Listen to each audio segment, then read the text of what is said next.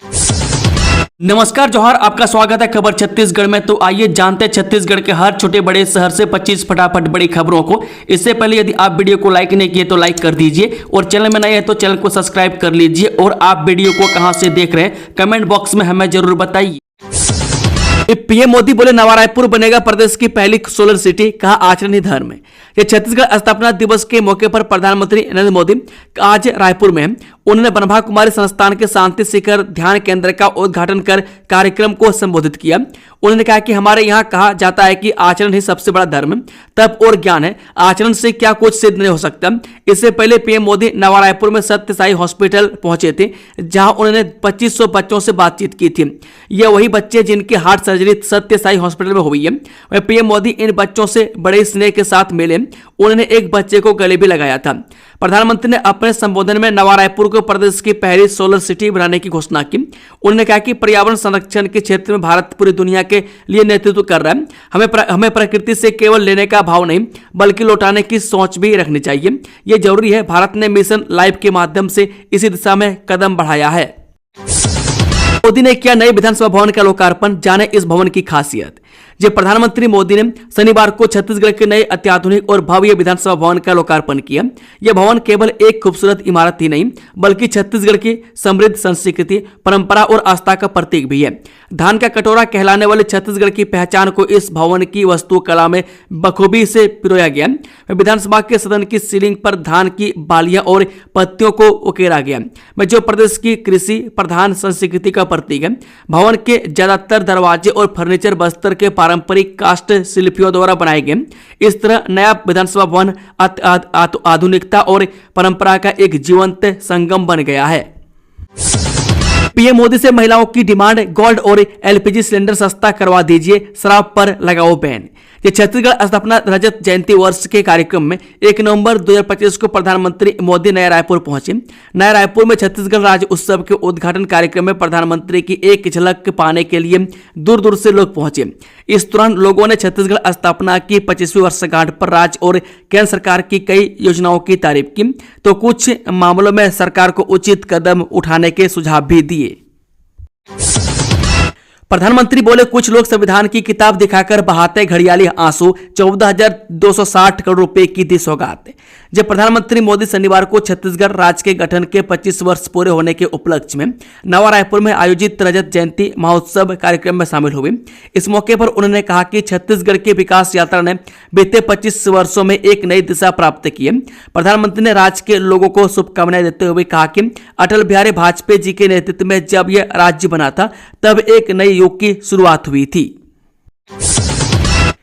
कौन है तीजन बाई, जिन्हें पीएम मोदी ने छत्तीसगढ़ में कदम रखते ही लगाया फोन।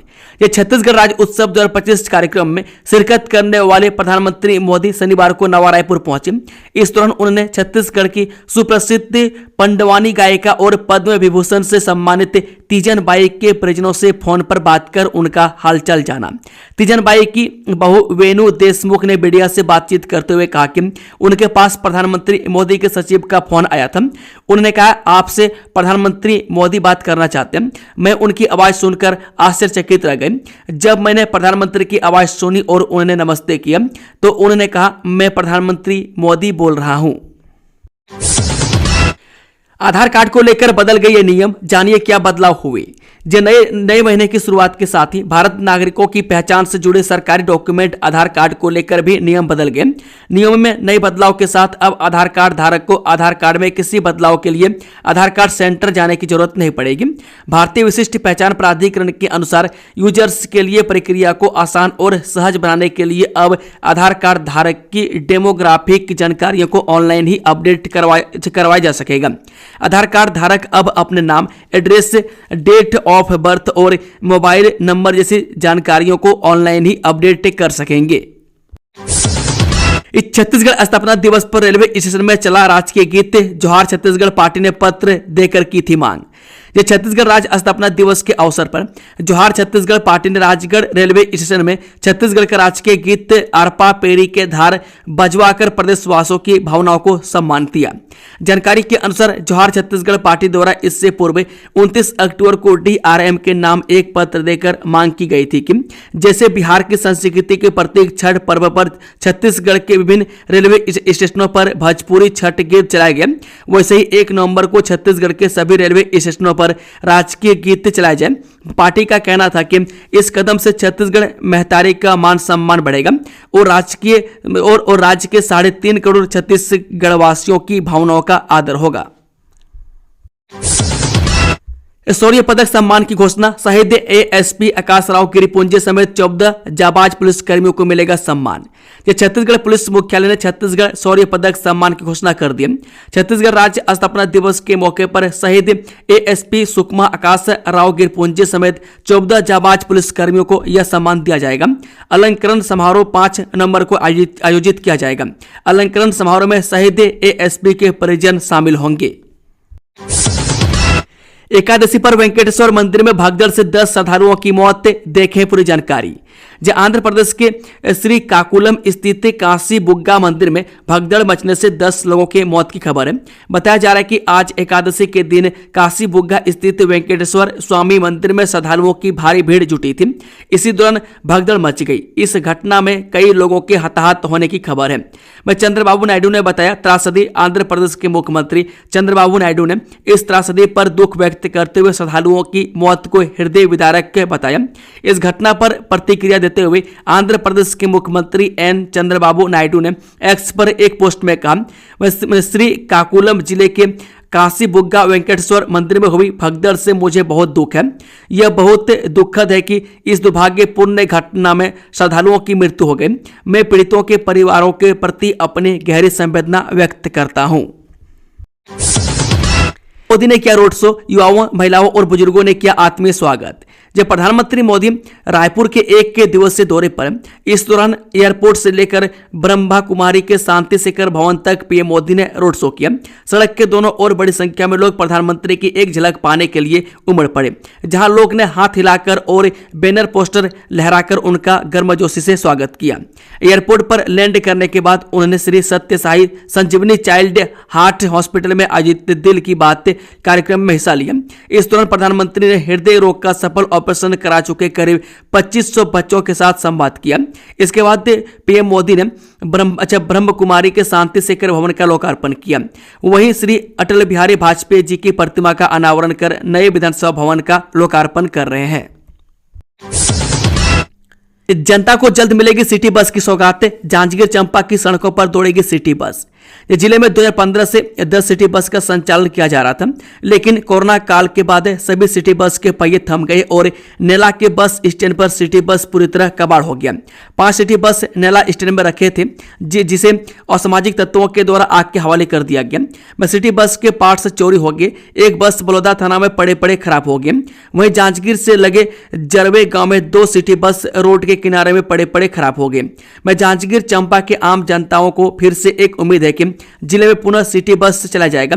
ऐसे में डिप्टी सीएम अरुण शाह ने जांजगीर दौरे के दौरान मध्य प्रदेश छत्तीसगढ़ से बातचीत करते हुए कहा कि जांजगीर चंपा की जनता के लिए जल्द सिटी बस पुनः संचालन किया जाएगा। राज्य के कई जिले में सिटी बस का संचालन शुरू किया गया। इसी तरह जांजगीर में भी बहुत जल्द सिटी बस का संचालन किया जाएगा। एक खजुरानी समिति में फर्जी धान खरीदी का पर्दाफाश, संस्था प्रबंधक निलंबित। जेजेपुर विकास खंड की सेवा सहकारी समिति खजुरानी में बड़ा खुलासा हुआ। फर्जीवाड़े और गंभीर लापरवाही के आरोप में संस्था प्रबंधक को निलंबित कर दिया गया है। मामला सेवा सहकारी समिति मर्यादित खजुरानी का है, जहां संस्था के प्रबंधक लालदेव चंद्रा पर योजनाबद्ध तरीके से फर्जी कार्य करने का आरोप साबित हुआ है। संयुक्त आयुक्त सहकारिता एवं संयुक्त पंजीयक बिलासपुर संभाग की जांच रिपोर्ट में सामने आया कि लालदेव चंद्रा ने बिना भूमि स्वामी हुए ही कृषक पंजीयन कराया और पिछले 3 वर्षों से उसी फर्जी आईडी पर धान खरीदी और भुगतान किया जा रहा था। वो दिन दूर नहीं जब हमारा छत्तीसगढ़, हमारा देश माओवादी आतंक से पूरी तरह मुक्त हो जाएगा, पीएम मोदी। जब वो दिन दूर नहीं जब हमारा छत्तीसगढ़, हमारा देश माओवादी आतंक से पूरी तरह मुक्त हो जाएगा। वहीं पीएम मोदी छत्तीसगढ़ स्थापना दिवस समारोह में शामिल होने रायपुर पहुंचे। उन्होंने छत्तीसगढ़ स्थापना दिवस 2025 के मंच से नक्सलवाद पर देश और छत्तीसगढ़ को बड़ा भरोसा दिया।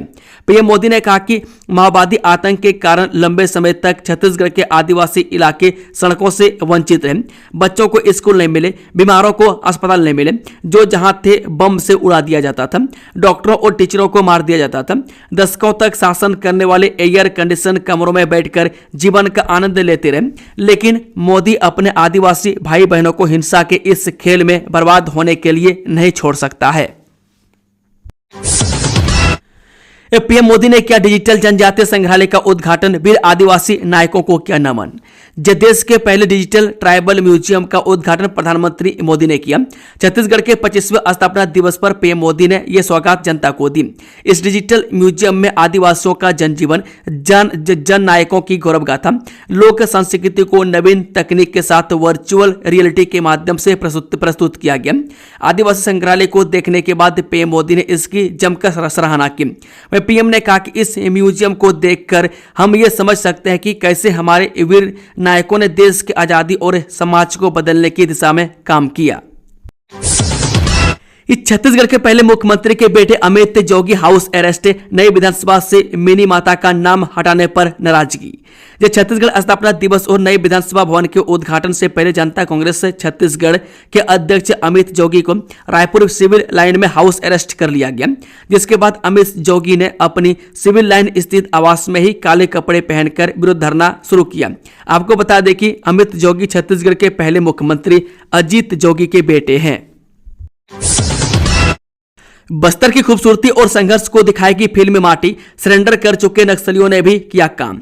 जब बस्तर के माटी की खुशबू, दर्द, संघर्ष और उम्मीदों पर बनी फिल्म माटी 14 नवंबर को छत्तीसगढ़ के सिनेमा घरों में रिलीज होने जा रही है। यह फिल्म केवल प्रेम कथा नहीं बल्कि बस्तर की माटी के आत्मा की पुकार है, जिसने दशकों तक हिंसा, संघर्ष और आशा के बीच खुद को संभाला है। इस फिल्म के पूरे किरदार बस्तर के ही स्थानीय कलाकार हैं, जिनमें सरेंडर, माओवादी, शिक्षक, पत्रकार और स्थानीय जनप्रतिनिधियों एवं नागरिक शामिल हैं। फिल्म की जानकारी निर्देशक और निर्माता ने दी। फिल्म निर्देशक अविनाश प्रसाद ने बताया कि चंद्रिका प्रोडक्शन के बैनर के तले छत्तीसगढ़ी फिल्म माटी बनी है। यह पहला अवसर है जब बस्तर के कलाकारों और बस्तर के टेक्नीशियन ने फिल्म बनाई है। यह फिल्म बस्तर के नक्सलवाद की कहानी पर बनाई गई है। वह 14 नवंबर की छत्तीसगढ़ के सभी प्रमुख सेंटरों में यह रिलीज होगी। बिलासपुर गोलीकांड को लेकर बड़ा अपडेट, कांग्रेस नेता समेत 2 और लोग गिरफ्तार, अब तक इतने लोग पहुंचे सलाखों के पीछे। ये छत्तीसगढ़ के बिलासपुर जिले के मस्तूरी में जनपद उपाध्यक्ष के ऑफिस में फायरिंग मामले को लेकर एक बड़ा एक्शन हुआ है। मामले में पुलिस ने कांग्रेस नेता अकबर खान और देवेश सुमन को गिरफ्तार कर लिया। वारदात के षड्यंत्र में दोनों की संलिप्तता पाई गई है, जिसके बाद पुलिस ने दोनों को गिरफ्तार कर लिया। इससे पहले 7 लोगों की गिरफ्तारी हुई है।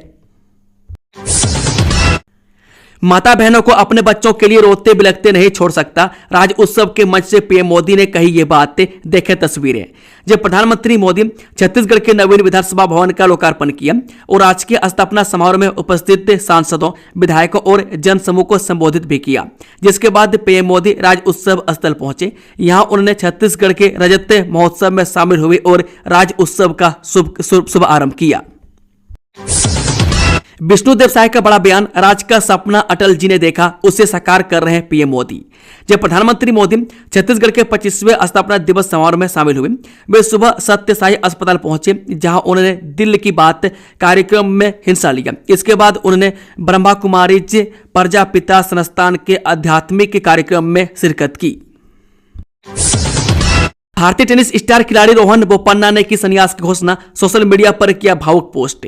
ये भारतीय टेनिस की सबसे प्रतिष्ठित हस्तियों में से एक रोहन बोपन्ना ने पेशेवर टेनिस से अपने संन्यास की घोषणा की। यह घोषणा उनके करियर की आखिरी पारी का संकेत थी, लेकिन बोपन्ना ने इससे अलविदा नहीं कहा, बल्कि उन्होंने इस एक धन्यवाद का रूप दिया। वह 20 साल से ज्यादा लंबे करियर में उन्होंने भारत को कई और खुद को भारतीय टेनिस का अस्थायी चेहरा बना लिया है। दोस्तों, खबरों का सिलसिला समाप्त होता है। अगर जानकारी पसंद आई तो वीडियो को लाइक, शेयर, चैनल को सब्सक्राइब जरूर से जरूर कर लें। Thank you, all the best. जय हिंद, जोहार छत्तीसगढ़ वासियों।